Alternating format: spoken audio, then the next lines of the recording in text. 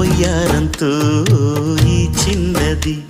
లాగిందు ఎందరిని నిలబడనీక ఎన్నో వంపులతో పొంగినది తనే మదిని ముంచిందో ఎవరికి ఎరుక తొలి పరిచయం ఒక తీయని కలగా నిలిపిన హృదయమే సాక్షిగా ప్రతి జ్ఞాపకం దీవించదా చెలి జీవితం వెలిగించగా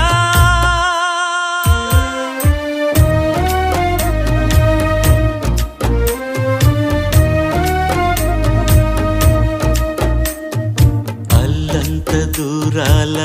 తారక కళ్ళెదుట నిలిచింద ఈ తీరుగా